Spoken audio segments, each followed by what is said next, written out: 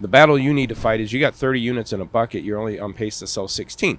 So now that you know that problem, isolate those cars and figure out what cars you need to start moving. Let's the high dollar cars with no leads, the cars that maybe you're heavy in that year and you're heavy in that segment, meaning, again, you have more 18s than your current sale rate. You got more large pickup trucks your sale rate.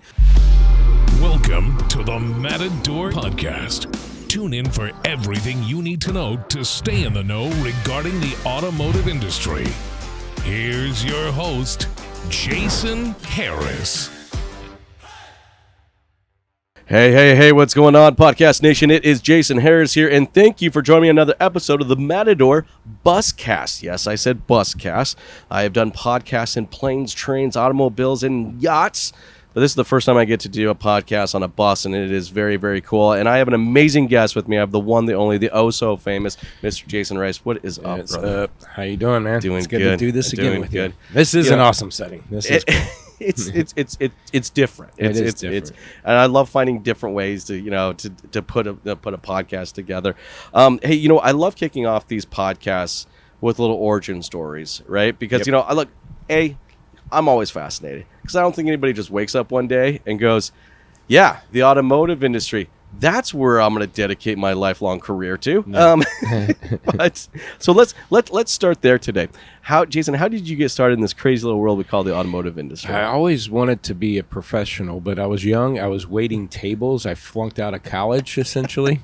And one of the girls there that was a waitress said her boyfriend just got a job selling cars. And my naiveness, I said, "Oh, did he go to school for that?" And she's like, "No, he answered an ad in the paper." So I started looking at the paper, and it said I can make 50 to 80 grand selling cars at Cribbs Ford City in 1997. So I applied and got the job. But the difference was I treated it as a career, not just a job. And I think that's the difference between a lot of people. "Oh, I sold cars, but it didn't work out." Well, 100%. So because a lot of guys, I figured I'd try it out for a little bit and see what it's like. And it's like, no. To me, I felt special. I actually had a business card. I felt important. And I'm like, wow. Right? Yeah.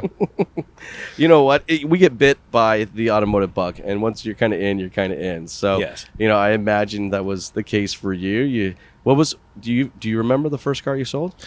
That's a funny story because it actually was my now wife. We were dating at the time anyways. And we've been together 27 years. And she needed a car. And the funny thing was when I got the job, I didn't have ties or nothing. Yeah. So she went into the store and bought me a cool little shirt and tie and pants and everything.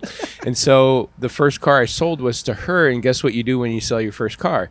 You cut the tie that she just bought me. Oh, and so she got to cut the tie that she just bought me the day before. So no, that was my first car sold. I didn't meet her, awesome. We were already together. I thought that's where we're going with this. This is awesome. This is awesome. But 27 years, that's so cool. We've been together 27 years, and the car business is 25. So yeah, we grew up in it. I actually love that. 5 kids. Like 5 kids, right? So. Well, like the automotive industry, similar to you, it's just given me so much. And my family. Just amazing opportunity, just to create a career. Yes. If that's the way that you've approached it. To the point where it's blessed our lives enough that, doing like this, I'll do weekly tips and insights. A lot of people, "Hey, why do you always give away your stuff?" I'm like, because, or I do a university every month at our campus, a day and a half used cars. It's free. Just come. I'll provide great barbecue. I just want to educate and give back to the industry that's been good to us. I'll come over and have some of that barbecue. It's good stuff. Joe's barbecue, man. That's awesome. That's awesome. I actually remember getting my tie cut. I did something kind of funny. I was always a funny guy. I think I'm pretty funny even now, but maybe not. I actually wore my cut tie for several weeks afterwards because I found it was the most amazing icebreaker. Oh yeah. That ever existed, right? Yeah. Because I would meet I was young, all right? I wasn't, people go, "Well, you're such an outgoing person. You must just be like that." I'm like, no, not really. Actually, I try to stray away from large groups, and if I can, I'll be pretty quiet. But no, I wore that tie until finally the GM comes and goes, "Jasen, you got to stop wearing that tie." Because it was a great storyline because someone goes up, "Why should I?" I said, "Sir, I'm brand new here. All right, you're one of my first clients. I really hope I don't mess this up. I just did my first. You're one of my." And I did that for like 3 or 4 weeks. And you know, I got to be honest with you, my first month, I was actually way up there. And they were like, you need to go get another tie. Well, in my office, I have a little barnwood backdrop, and I have a bunch of stuff hanging on, and one of it is that tie. I wish I kept mine. I wish. That is so awesome. I it's wish still I kept tied mine. and cut. You know, so I've just so got that hanging on my wall there. That is so if you ever cool. see my videos, it's sitting back there. Yeah. Well, man, I've been looking for Ugly tie though. It's an ugly one. I don't know how my wife. It was like some green with a green. Yeah, it was bad. But yeah. Some nice patterns to Yeah, it. yeah. A little pacey. I'm glad I got cut. This is what happens when a couple podcast guys get together. We actually forget that there's actually a camera and an audience, and we are just going to sit here and have a conversation. I hope you guys don't mind. Yeah. No. Look, I'm excited to do this podcast, man, because I get to talk anything and everything we want to talk about pre-owned vehicles. And, you know, what a time. Oh, what man. a time, you know. It's going to get tricky. It's going to get tricky. But you know what, though? I don't know if you feel the same way, but I actually don't necessarily mind. You know, because maybe because in the car industry, we like challenges. We want a good challenge, right? Mm-hmm. You know, maybe it's like, watch this. You know, and then I think that's built into a lot of our personalities. But I also think these are the times where you see the real operators. Yes. Right? You see the real operators, the ones that truly understand what people, process, and technology can actually bring to their operations. Yep. Right? And it's, you know, it's like, look, you know, you're not having a pre-owned problem. You had a pre-owned problem. You're just now dealing with that problem. Mm-hmm. You know, but I think some of the most proactive, there's some amazing operators out there. So Yep. I'm curious, what for you, all right, what would be some of the key focuses, all right, that a pre-owned department needs to really be looking at right now for this year? Simple stuff. I mean, just the best practice to do right now just to make sure your inventory is going good is I would carry to your 2-week sales cycle. So what I mean by that is if you have 100 cars in stock, look at what you sold in the last 2 weeks, times it by 2. So that gives you a month's supply. Don't go back 30, 45 days ago. Because here, if you're mid-January and you went back 30 days for a carry rate, you'll get that last 2 weeks of December when some dealers had a big push, you know, that 13th month or Sure. whatever, where a lot of guys sold a lot of cars before the end of the year. And so even though the first half of January started slow, it might have you overstock. So I like looking at the last 2 weeks times 2. So if I have 100 in stock and I sold 30 in the last 2 weeks, if I stay at that pace, I'm only going to sell 60 and I got 100 in stock. I'm too heavy. I need to start moving cars. But a lot of people are like, man, we're selling 60. We need to get to 80 or 90. Let's go buy more cars. And it's tax season. Let's stock up. And then they end up getting jammed up. The car they buy today is going to be aged April 1st. And that tax season phase is starting to go away by then. And they don't look at it that way. They just think they'll go. Because even if they buy a car today, it won't be ready till mid-February. It takes, if they're buying it and transport it and service, it'll take 10 to 14 days. And now you're at mid-February on this car, and you only got another 45 days before tax season's over. You know. No, and look, I mean, you're totally right. I think some of the best pre-owned operators, and I'm not going to call them managers, I'm going to call them pre-owned operators, right? Yep. I think some of the best pre-owned operators that I've seen out there, they're planning for what is going to happen, but they're executing on what needs to be done today. Yeah. All right. But in their heads, what is being done today has already happened. Mm-hmm. It's already happened. It's what's going to happen next. And you know, it's funny. I remember the first mentor I had in the used car department. Traditional pre-owned used car manager. You know, didn't spend a whole lot of time out of his desk, right? Mm-hmm. Really kind of sat in the desk. But there were some things there were some great things I learned about what to do and what not to do. Yeah. But one of the things I thought was always so fascinating is how often he made us move the vehicles on the lot. Yes. Right? Like he really made us do it. So there was a certain section, all right, let's say the first 10 spots, all right? And he would literally, the entire row of inventory was lined up based on how long it's been there. Oh, yeah. Okay, so going farther back towards the back of the building was actually the newest stuff. Oh. All right, everything was up there, but it was always kind of fun because if you sold one, then you got to move one.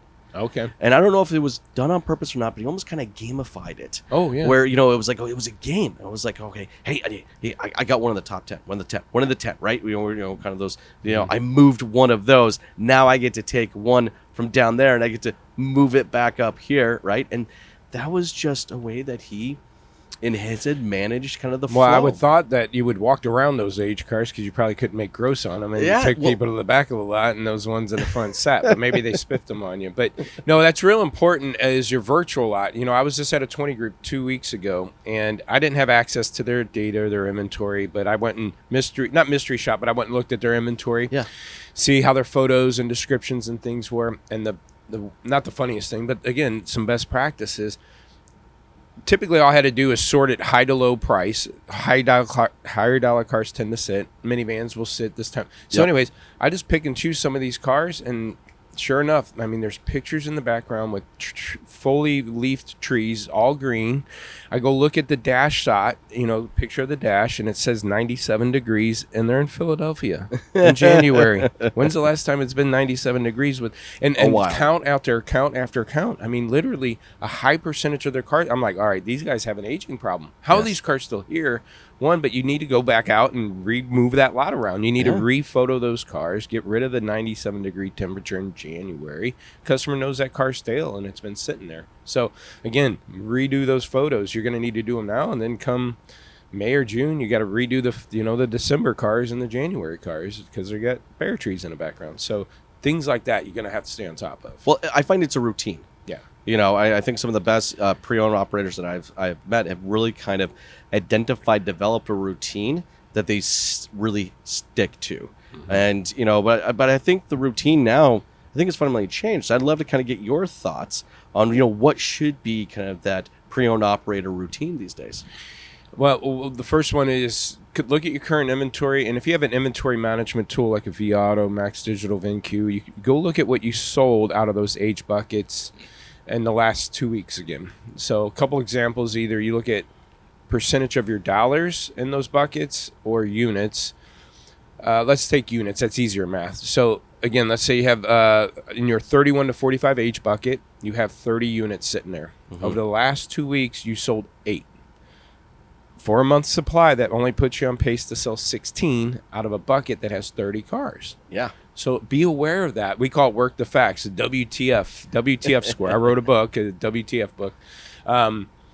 But that's a factual situation. And I bring that up because a lot of people get tied up in MMR and auction and what retail prices and stuff. And that's not that it's not factual, but there's nothing you can do about it. Yes. What it MMR is it is. Yep. If the dealer down the street drops his price by $1,000, you can't do nothing about it. Nope. So why fight that battle? The battle you need to fight is you got 30 units in a bucket. You're only on pace to sell 16. So now that you know that problem, isolate those cars and figure out what cars you need to start moving. The high dollar cars with no leads, the cars that maybe you're heavy in that year and you're heavy in that segment, meaning, again, you have more 18s than your current sale rate. You got more large pickup trucks your sale rate.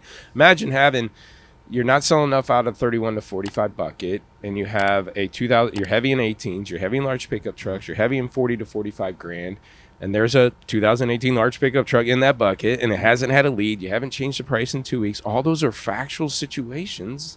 Do something about it. I mean, that you could control.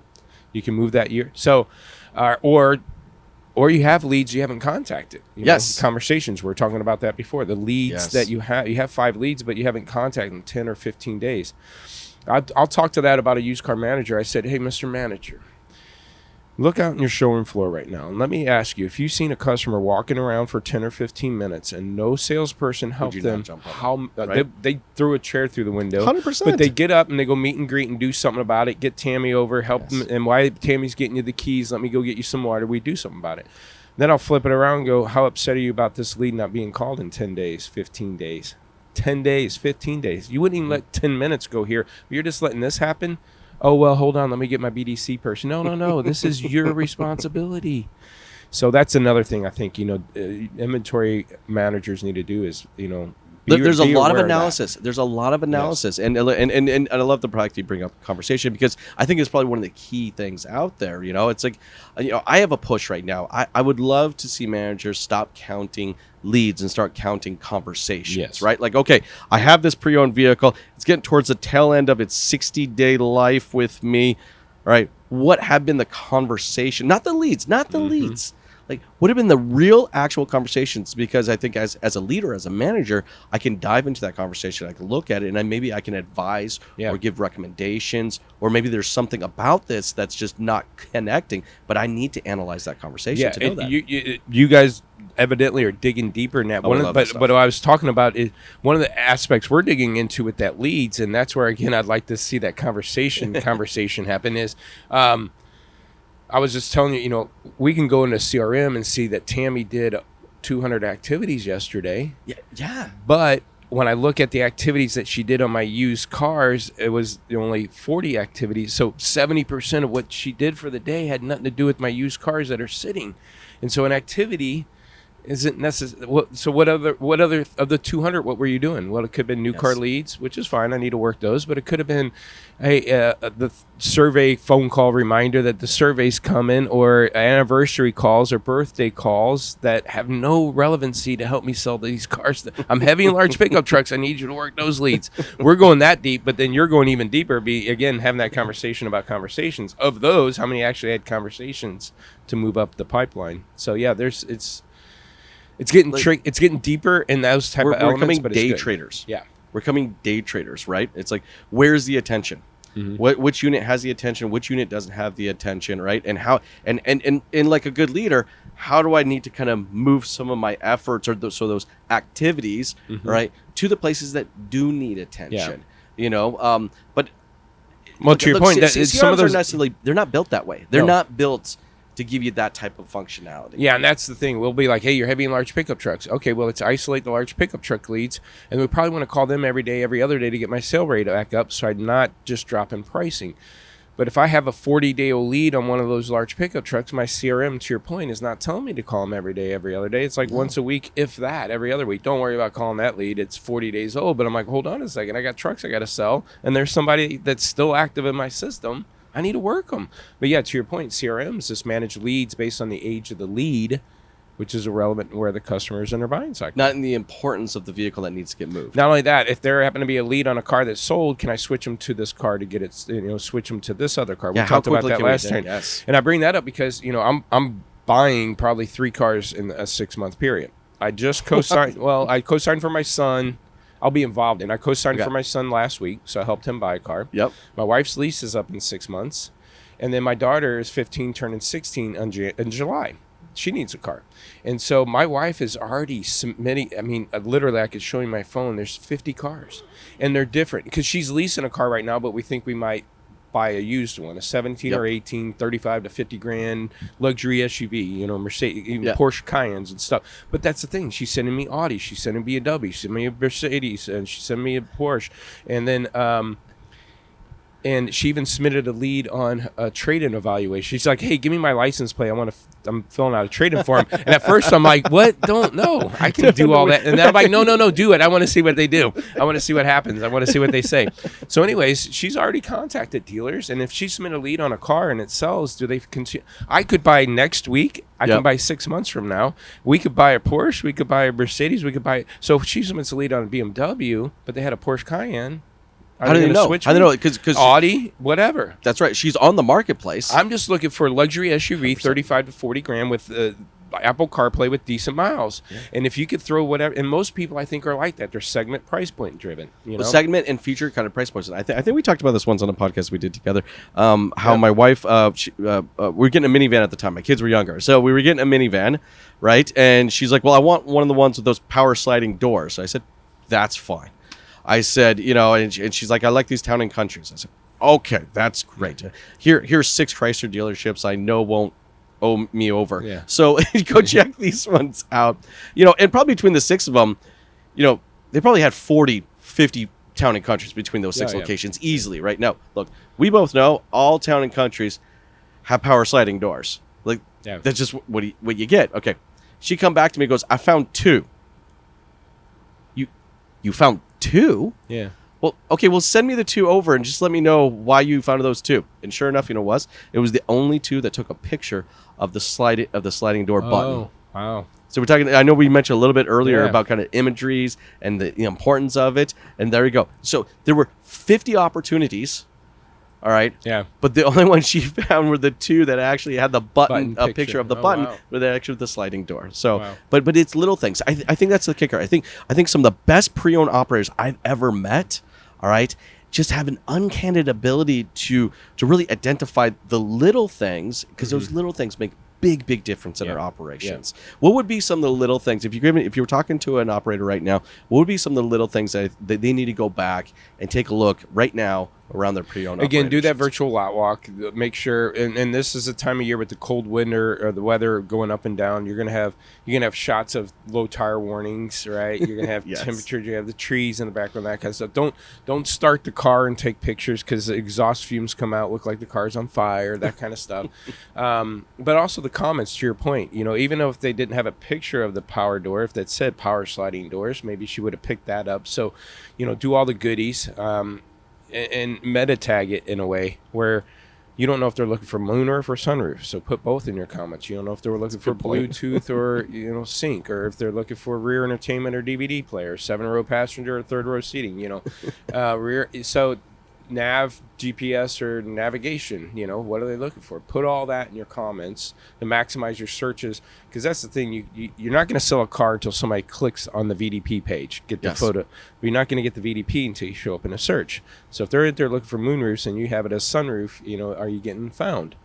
Or go into your inventory, and a lot of dealers, and depending on the website provider they have, go to your left rail on your own website. And I did that at the other dealership. They did good interior photos at the 20 group. This one had really good interior photos, so I couldn't catch him on the tree thing. But he had 15 cars missing interior color. And I'm like, the low funnel shoppers are looking for black with tan or white. With, my wife wants black with tan interior. She has white with tan right now. She thinks she wants to go black. So she says, hey, I want black with tan, and you don't have an interior. You just missed that low funnel buyer. Absolutely. And so simple stuff like that, make sure exterior. And sometimes you got to dumb down that exterior or interior color, because it's a new color that cars.com doesn't recognize. Yeah. It's not, what was it, rustic brown? Yeah. I mean, they're coming up with these crazy blues, and so just put blue, or black, and not all these onyx, shiny onyx graphite Sapphire color or whatever. whatever. So just sometimes dumb that stuff down so people say, hey, I want black with tan. Yes. Okay. So, and the other thing I thought about too, real quick, and this is outside thought, a lot of people getting tied up in this market data, how fast cars are turning in the market, and which ones are slow movers and fast movers. And, the challenge is we go back to lead management. I think the performance of a car sometimes has to do with the performance of the dealership. What I mean by that, I gave an example, and I wasn't looking for this type of car. And I just said, imagine I'm looking for an Audi A8, and I like black. And there's a black one 10 minutes from my house. So I submit a lead. But I also see a smoke gray one, but they're 30 minutes away, but it's got lower miles, and it's smoke gray. It's not my favorite, but it's close enough. Submit a lead there. The first guy on the black one, the one I really want, calls. Why I can't answer the phone. He leaves me a message, but I really don't hear from him. The other guy calls. The other guy emails. The other guy sends a video. The other guy offers to bring it. Hey, I noticed you're 30 minutes away, but I could bring it to your house or your office. Hey, while I'm there, I can appraise your car. Who am I buying the car from?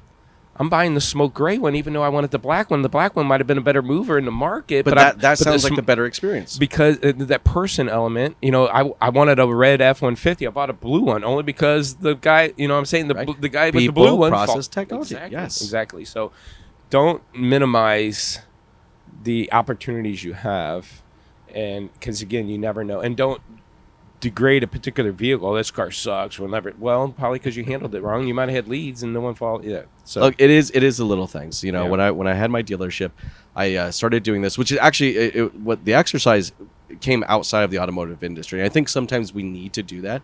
I think we need to sometimes look outside of the automotive industry for insights or ideas. And I thought this was, and it was honestly one of the most beneficial things I did with my management team at the time, is I started hosting what I call the little things meeting. Okay. All right. It was a meeting that you could not bring a big problem to, because we could deal with that later, right? But it was one little thing that you were going to commit and execute in only 2 weeks, right? And it would just, each department would bring something little. All right. Maybe it was the where we were putting the coffee. Yeah. How we were answering the phone. We were going to increase the size of the hours on the door, because if you're driving by, it's really hard to read. Right? It's just, it was little things. But just like as you were saying right now, those little things make big difference. You wanted to buy a red pickup. You bought a blue one. Yeah. The little things moved you over to that point, man. Yeah. Hey, look, I know we're getting towards the tail end of our time. This has been such a great guy. I know we could easily jam for a lot longer, too. A lot longer. But before I let you go, for everyone out there watching, listening, that would like to connect with you and learn more about what you're doing, all right, what's the best way to do so? Well, I'm a Jasen with an E in, so that's tough. Don't do Owen. No, but Facebook, LinkedIn, YouTube, I do, again, a weekly tips on what we're seeing in the market, some ideas on YouTube, on Lot Pop Inc. on YouTube. Again, I wrote a used car book, all the metrics that it takes to be profitable and volume, get both gross and volume, and just go to workthefacts.com. It's on Amazon. Buy it. You can get it there. But yeah, that's how Jasen Rice at lotpop.com. I love it. Hey, thank you so much for taking the time to jam with me. This was a lot of fun. Thank you. Thanks for tuning in to the Matador Podcast with your host, Jasen Harris. Be sure to check out the full podcast library at matador.ai to stay in the know. Remember to like, comment, and subscribe.